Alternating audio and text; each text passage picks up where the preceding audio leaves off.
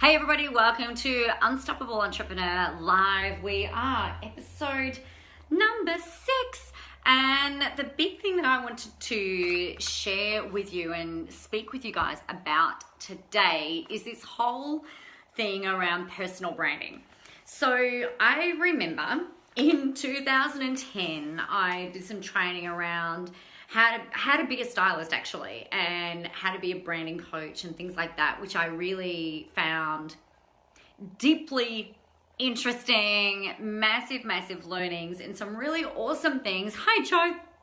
One of the really cool things that I learned throughout that process was around how first impressions are made and how we can actually influence what other people think of us from a visual perspective. Now, I am not talking about logos. I am not talking about colors. I am talking about you actually building a personal brand around you. So I remember in 2010 learning that a first impression is apparently made within 7 seconds. So when you walk into a room, someone sees you and they automatically judge you. Right? They decide in their brain what you're like, who you are, everything based on your physical appearance. Now, I reckon that has actually changed a lot over the years. I think it's probably more like milliseconds with the internet, with how fast people are consuming information. We've got to make decisions really quickly, right? Around, are we going to listen to this person? Do we want to follow this person? Do we like this person? Do we resonate with this person? And so a big problem is that most people don't actually put enough time into determining and working out how to build their personal brand. They think it's around the colors, the logo, the color scheme, their website, and actually it's more around how you are influencing other people to make a really strong first impression. So that's the first thing. So one of the exercises that I get my clients to do, I thought that I would get you guys to do this today, is if you've got a website or someone that you're following on maybe Instagram or Facebook or LinkedIn, someone that you're following, I would like you to actually take some time on a piece of paper to write down what are the qualities that you are seeing in that person. So is it that they're open? Do they seem to be authentic? Are they real? Are they stylish? Are they kick-ass? Like, what words would you use to describe that person? And start writing down a whole long list of things, right? Or a short list of things. If you think about the celebrities, when you look at what you like in them, so it might even be from one of the things from the wedding even. You might go back and say, oh, look, she was so stylish or elegant or refined. And then I'd go another step further to go, all right, let's have a look in some different magazines and what am I seeing? What really kind of jumps out from the positive perspective? So what's interesting about doing this kind of an exercise is that we start to see a pattern emerge. And it's probably very similar when you're walking down the street and you see somebody else walking towards you or over the road and you're like, oh wow, that person it just looks so effortless. It's a bit of an indication as to what you want, how you want people to talk about you and to describe you. So one of the big things that comes up for me is like, oh, they're gorgeous, they are stylish, but effortless, and they look approachable. Like that's something, and unique. Like that's something that's really important to me, something that's a little bit different. And I guess like what we can start to look at once we've got that languaging there, we can then go, okay, well, how do I create that for me in my personal brand? So we're talking about how you dress, how you show up in a room, and sometimes even how you speak. So this is like phase 1 of building a brand with confidence, right? So looking outside to get those clues to then determine, all right, this is kind of how I want people to talk about me or see me and how I want them to feel when they're coming into contact with me. The next part is, all right, well, how do you create that for yourself? So you can take a look at your wardrobe, you can take a look at the things that you've got in your, in the backgrounds and things like that. This is just, when you put something on, do you think, morning Helen, do you go, oh, I feel stylish, or I feel approachable, or I feel soft, or I feel feminine? What's the languaging within all of that? The next piece that we need to have a look at is, and I bang on about this all the time, is who is your audience? So if you're someone who's like, oh, I want to be seen as friendly and approachable and that type of thing, then awesome. So who is your audience? And you need to be able to talk about that, like, obviously, really very, in a lot of detail, in very, very detailed manner. So your audience is not someone who's 18 to 60. Your audience is an imaginary version of your ideal client who you can conjure up at any point in time in your brain. So if I was like, let's say that Helen is my ideal client that I've got in my mind. It's like, right, well, I want her to feel like she can trust me, like I'm approachable, that I'm real, that I'm authentic, but that I'm also a little bit edgy. No bullshit down the line, that type of thing. So is Helen going to resonate with something like that? And so we're always kind of doing this dance between how you want to be, how you want to be seen, how you want people to describe you, as well as dancing in with your audience as well. Does that make sense, guys? Just want to make sure that you're with me. Please just type in and let me know. So that's something that's really, really important. The other thing that I want you to be thinking about is with your brand, there are a lot with your personal brand that you're cultivating, that you're crafting online. So many people, oh, awesome, Tamara, thanks.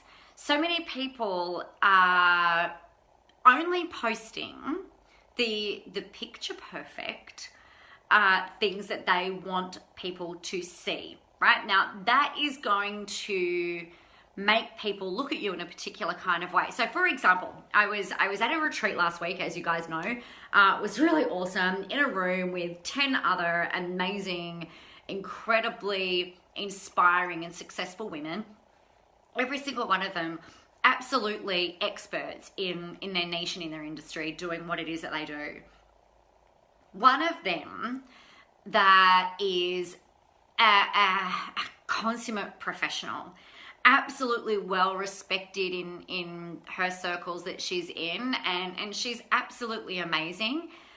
Over the time that we were together though, I saw this completely different side of her. She is freaking hilarious.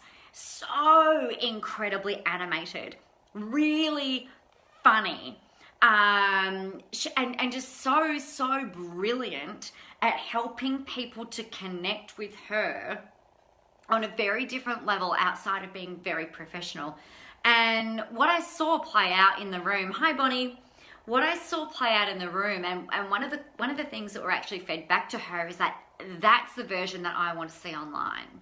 It's not just about painting this very only professional, curated image online, because everybody does that, right? Every single man and his dog and woman and her kids are posting these picture perfect photos of all the things and everything being pretty and immaculate and color coded and all this type of stuff, which I guess if your business is all about everything being seen as being perfect and in order and everything, then awesome, go do that. But I also think that real is incredibly underrated. So my house is usually picture perfect, right? That is what my house normally looks like. Everything has its place. But take a look at this. I'm going to share with you. Like, this is my workspace right at this moment in time, because I didn't get home last night until about 6:30 after traveling and being up from 6 o'clock yesterday morning. So that's the reality today, and it's not real pretty. I mean, it's also not completely horrific, but it's not as organized and everything as what I would like. So my business isn't built around everything being immaculate all the time. Like, my whole personal brand is built around being real. I want to have a real conversation with you. I want to connect with you guys. I don't want you to put me up on a pedestal thinking that what I've been able to build and what I've been able to do is something that's completely unattainable and alien. I want it to feel real. Yeah, I might be a few steps in front of you, or I might not be. The point is that this is the reality. Exactly, Tamara, it's real life. And I think that there are too many people who are creating really unfair visions, expectations, and things like that for others.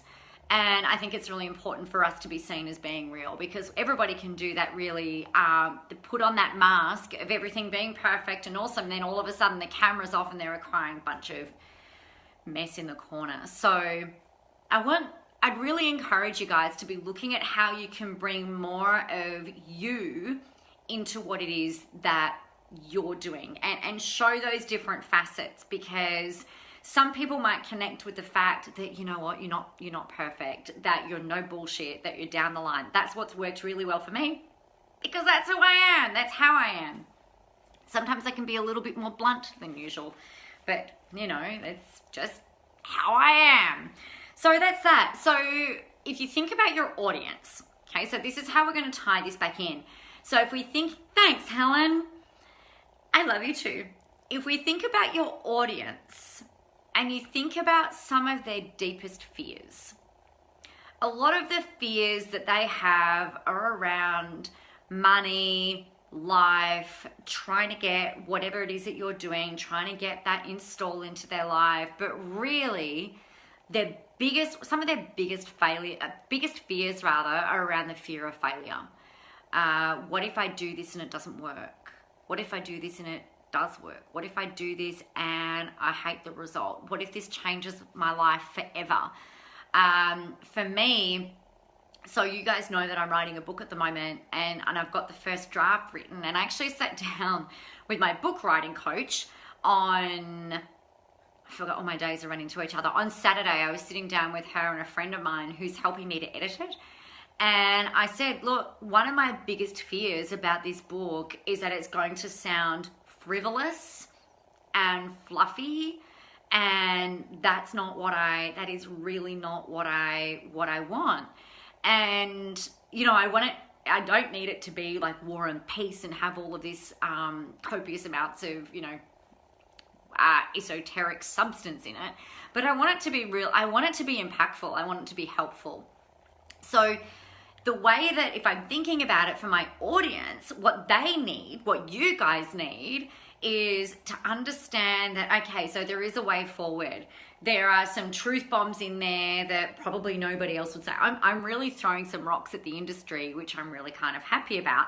And it ties in with my brand, and it ties in with what my audience need to hear, because I know that my audience, you guys, are sick and tired of the smoke and mirror bullshit that gets surrounded or kind of like cloaked around when it comes to social media and marketing. Everybody tells you, oh, look, it's really super complicated. And, it's just a new learning, right? It's just a different way of thinking. It's a different way of approaching what it is that you're building and what it is that you're creating. My audience don't have much time. So it's important for me to be able to get to the freaking point. And I always have lots of words, so sometimes that can be a bit of a challenge.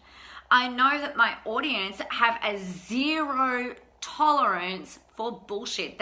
You guys, like, your bullshit detector is off the freaking charts.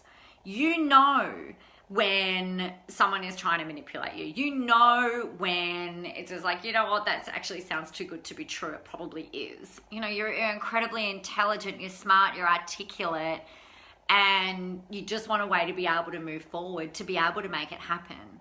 right?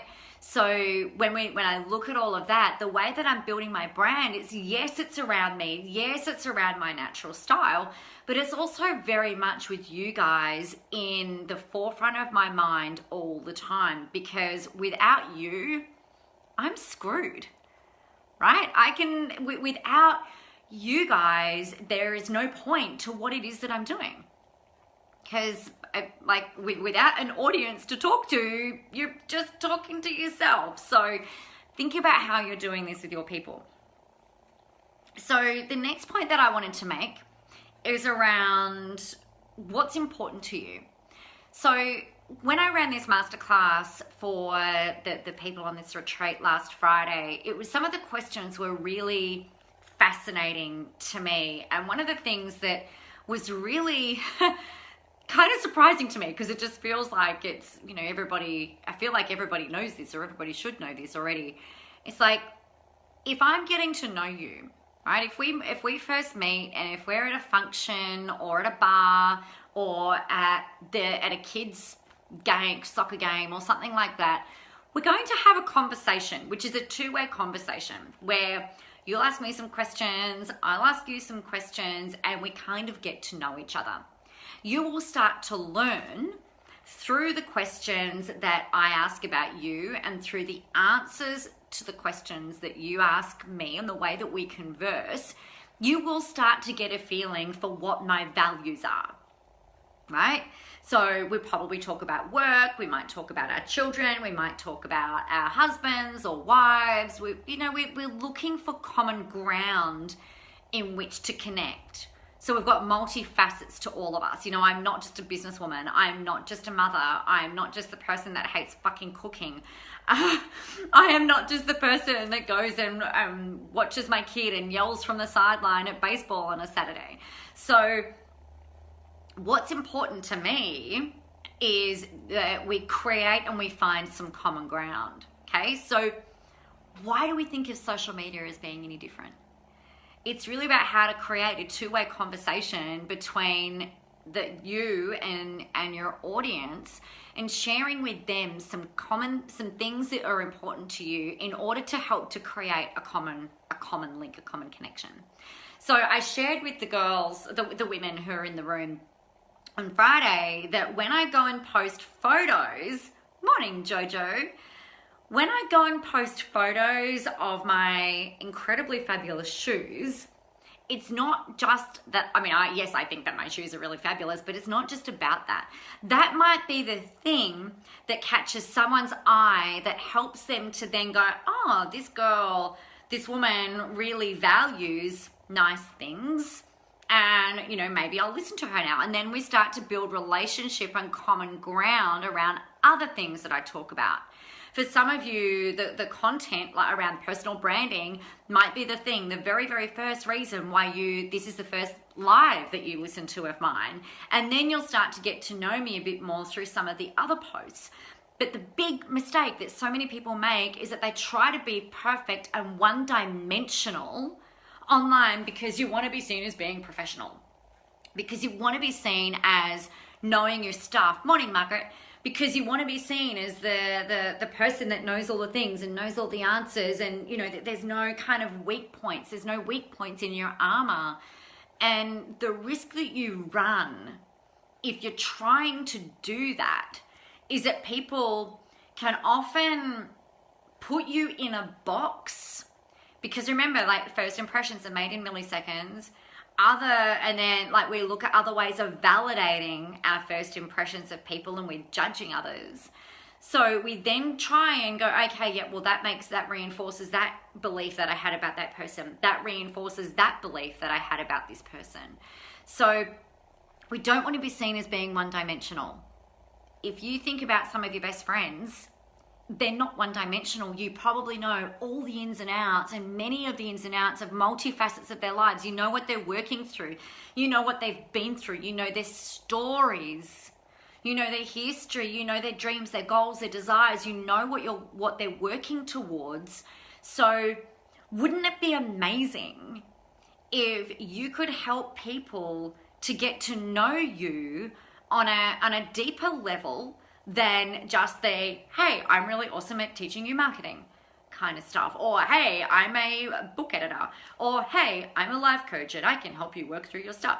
You know, again, there are enough people out there being one-dimensional, sometimes two-dimensional, but we're actually multi-dimensional people and humans, and your audience deserves to be able to get a bit of an insight into you, because let's face it, you are probably at some point going to ask them to invest in you, right? You're going to ask them to spend money, whether it's buying a book, buying a course, coming to a workshop, going to an event. You're going to want them to do something at some point in time. It might even be like leave a review or download a free thing. Like, it's still a currency exchange that they're going to give you. So don't you think it's worth spending the time letting them get to know you a little bit more first?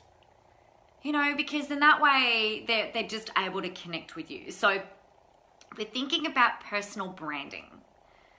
My whole ethos is around being real, being the best version of you that you can possibly be every single day that you show up. And some days your best is going to be like you're a freaking rock star on stage doing that amazing thing you do. And then other days it's going to be like, you know, I'm here, I'm showing up and I'm doing the best that I can today, and I'm really grateful and appreciative that you guys are here and listening. So that really helps your audience to see that you're a real person. So the other question that I got asked that I thought was kind of interesting just to kind of explore with you today is around how much of me do I share on Facebook versus LinkedIn. Okay, so LinkedIn is a typically very corporate platform, and Facebook is a very kind of relaxed sort of platform, right? We know this. So my thing around this is that on Facebook you have to actually act a little bit more relaxed, even if you are wanting to sell to corporate, because people are on Facebook with their guards down. They're a little bit more interactive. They're kind of killing time. They're doing whatever it is that they're doing. On LinkedIn, it's a lot more of a professional space. So when you're talking, when you're sharing your stories and the things about you, just make sure that there is always a really strong message in there around what it is that you're doing, what your company does, what you do, and how you help people, so that there's some kind of, it does have to be a little bit more professional, but not super professional. Okay, so we're going to be very platform. We want to we just want to be aware and be respectful of the platform that we're showing up on, and respectful of how your audience shows up on that platform. So Bonnie, this makes so much sense. Oh, thank you. I'm really pleased. Excellent. So if you've got any questions about this, please let me know, and I'll answer them for you, obviously. So one of the things that I kind of thought was really interesting is that how your brand evolves over time. So today, you might decide that you want to be seen as being soft, friendly, approachable, with a kind of a no-nonsense edge. That's awesome. So you're going to start doing whatever you need to do in order to be able to build that feeling around you. So it will be in the clothes that you wear. Okay, it will be in the way that you show up. It will be in the way you do your hair. It will be in the way that you present yourself. If you're very much, like, you might be a coach for mums, let's say, of children, let's say they have 2 children under 5, and that's who your ideal audience is, it would be completely weird, I think, if you were to show up in all of your branding with a suit jacket on, right? Because these mums are juggling children on their hips, they're doing all of these things. So just have a think about your audience and how they might perceive you. Now, that doesn't mean that in 6 to 12 months' time, as you kind of grow into your own, that you won't evolve and change. It's just a matter of you kind of finding your space, finding your feet, finding your best thing for you right now.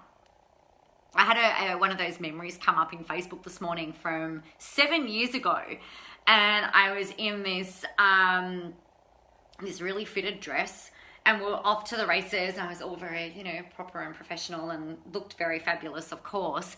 And what I'd done, I'd gone from being very corporate, very suits and stuff like that, to going completely the opposite way. Like, I wanted to be seen as being more feminine. So I wore dresses like every day for, I don't know, a year or something. It would like completely swung the other way because I couldn't work out how to find the kind of middle ground. So then about a year later, I was like, right, no, this is a lot more me. So this is going into, what are we looking at? Kind of 2012. It was a lot more kick-ass, ripped jeans, sparkly jackets, fabulous shoes, and kind of like finding that middle ground between those two extremes. So if you're not quite sure where to go with it from a visual clothing style perspective, try the complete opposite to what you're doing right now.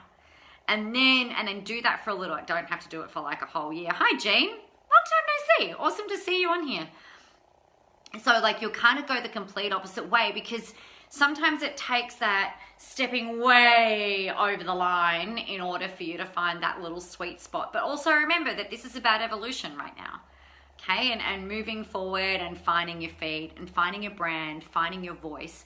But always remember to think, well, how is my audience going to see me? What are they going to be thinking? Okay, Tamara, I feel I have nothing to add to LinkedIn. I've been a mum at 6 to 18 so far. All right, who is your audience, Tamara? That's the thing that we've got to come back to. Great question. Should I leave LinkedIn for now? So remember, like the reason that we would have a LinkedIn profile is not for us necessarily, but as a platform that we can use in order to connect with our audience. Okay, so if you believe that your audience is not on LinkedIn, so for example, these mums with, 3 children under the age of 3 who has no intention of getting back into the workforce, has no inclination, they're not on the platform, then you will not waste your time. It would be a waste of time, energy, money. Please don't do it. Joe said, yes, LinkedIn isn't for everyone. Exactly. For the same reason that Instagram is not for everyone, for the same reason Twitter's not for everyone, for the same reason that, it's like TV isn't for everyone. Yeah. So you've got to know who your audience is first and foremost. And if your audience is on LinkedIn and on Facebook and on Twitter and on Instagram and they listen to podcasts, then it could be, and they're on Facebook, obviously, we're going to have to look at a way to be able to utilize the platforms that we've got available to us. And you can use all of these platforms for free in order to build your brand, to find your audience. And the other thing that you can do, guys, is you might just test it. So I think I've been fairly open with you. I'm really shit at Twitter. It's just, I don't really understand the platform. But what I know is that some of my people might be on Twitter. They might be. So I'm starting to learn it. I'm starting to test it. But I've got Facebook worked out. I've got the podcast happening. I have a presence on LinkedIn, right? So, and I've got my website. So I've already got 4 pillars. So if you're starting out, pick one platform as well as Facebook and as well as your internet, as well as your internet. Oh my God, who am I? As well as your website, okay? So go, okay, like where are my people? Where are the audience? Let's work on these 2 first. So Facebook, website are not negotiable. And then that third platform is something that you're just going to kind of test. Tamara, I think one day LinkedIn will be important, but just not yet. Yeah. Just master one platform first, because otherwise your heads are going to spin off your shoulders. You'll start saying that LinkedIn doesn't work and Facebook doesn't work and Twitter is not the place and Instagram's shit and, this, that, and the other. So master one platform while you're building and growing another one, while you're blogging or vlogging over on your website. And just start really small, because otherwise you end up in this land of overwhelm and then we tend to drop everything and then nothing works. Okay, so that's kind of unhelpful. Alrighty, perfect, brilliant. All right, so that is our personal branding with confidence episode done. Now, I was talking on the show last week, as well as through some other different lives, that I'm opening up some early bird specials for Spy School. So if you are thinking that you need some help with building a remarkable marketing plan without the bullshit, then on the 5th, 6th and 7th of October, come and join me in October on the Gold Coast. We are going to be going right through the foundations, the strategy, and the tactics that you need to work through in order to be able to implement this. So I'll be putting the link underneath this video for how you can secure your early bird ticket. If you come through at a general entry ticket, you're saving $1,000, which is completely amazing. And if you're coming through in the VIP, you actually get to hang out for 4 days. So that the 4th day is a mastermind day with a maximum of 20 people in the room. I run these so many times. They are always transformational. They're a whole heap of fun. You get to connect with people working through the same stuff as you. Whether you have a business yet, whether you have any social media presence yet, or if you want to make it better, this will help you. So I'll put the link underneath the thing once we've finished going live, and go through that. So it'd be awesome to see you in the room in October. That's the 5th, 6th and 7th of October, Friday through Sunday. And the Monday is the mastermind day for our VIPs. So that is that. I think that's it for today. If you have any other questions, please make sure you leave them below. Next week on the show, we're talking about, it's not always about the money. So I'm going to share with you some stuff next week about the transitions that I've made in my thinking around and my different motivations. So different motivations for different seasons, I guess, is kind of what I want to share with you next week. And how, when you're not motivated by money, what it is that you can do. Or if you are motivated by money, then that's awesome. What happens when you're no longer motivated by money? Because that can sometimes happen as well. So I want to share with you about that. And yeah, letting you know what I've worked through. So I really hit some major motivation skids. Like I've talked about this a bit, particularly towards the end of last year, where I had to decide, you know what? I don't really give a flying shit if I'm running a $500,000 a year business or $1 million a year business. If I'm not having fun doing what it is that I'm doing, then I just actually don't want to do it. That drive for hitting financial goals completely left me. It just wasn't what happened. So I want to share with you some of the ways that I was able to recalibrate and how I was able to make those decisions in order to be able to move forward. And, you know, I guess like what some of the implications for all of that are, so that in the view that will help you. So any questions, let me know. Tamara, get on the Spy School link today. Awesome to have you registered. I know that we've been talking about it over the last week about how excited you are. We are going to be in the best hotel on the Gold Coast. I